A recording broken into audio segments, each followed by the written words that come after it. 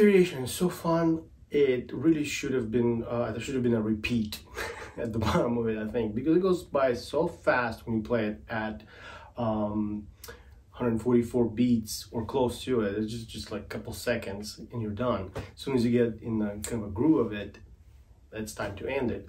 So anyway, that's just my 2 cents. Sometimes I play twice just to kind of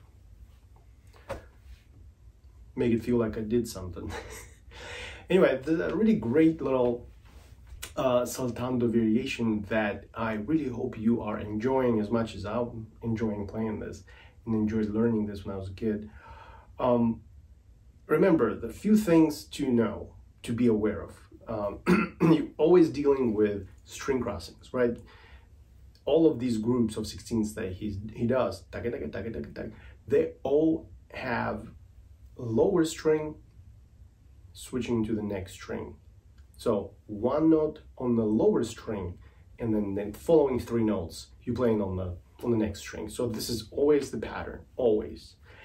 If you pay attention, there is absolutely no exception to this rule. And the first note is accented, so it kind of serves as an impulse that sets the tone for the rest of the notes. Okay, creates kind of a push for this inertia to go forward, which is really interesting.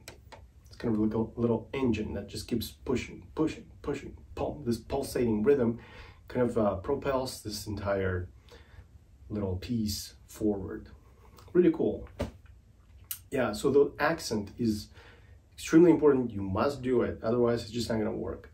Otherwise the saltando is just not really gonna happen. You need to keep thinking about that. If you're playing this at a slower tempo, it's difficult to kind of achieve the saltando effect you're going after.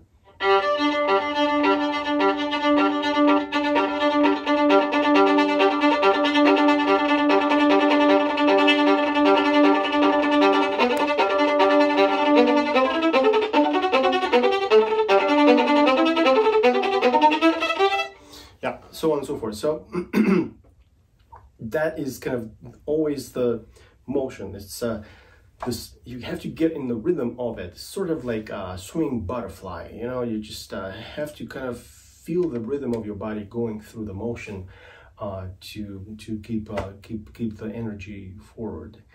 It's a really interesting thing, and really I think should be studied more. Anyway, nothing really crazy happening here. There's one little tricky shift into second position. That's pretty much it. Most of it is not difficult. I think something you can learn by just setting the metronome and trying to push this metronome to a higher number with each progressive time you practice, and try to find your limit. How far can you go with it without falling apart, so to speak. Of course, then he does a couple of variants, which I suggest you do as well. Why not? There's a little bit different, and don't do them until you really mastered the original version, okay? Until you just really know it very well. Oh, and another thing about mastery here, really to get any kind of meaningful result here, you're gonna have to memorize the text. It's really short, goes by real quick. There's repetitive patterns, and melody is really easy, kind of easy, lays on the ear, pretty easy, I think. But it's kind of a requirement to, I think, to get anywhere. I don't know, maybe you're different and you can do this without memorizing it. I don't know, who knows? There's all kinds of people out there. But when I was learning this, I really had to memorize this to achieve some meaningful results for myself. So yeah, hope you enjoyed this little presentation, and if you did, please give it a thumbs up and subscribe to my channel. I also invite you to visit my website, where you can find some information about the lessons I teach, and hopefully we'll stay in touch. Thanks for watching.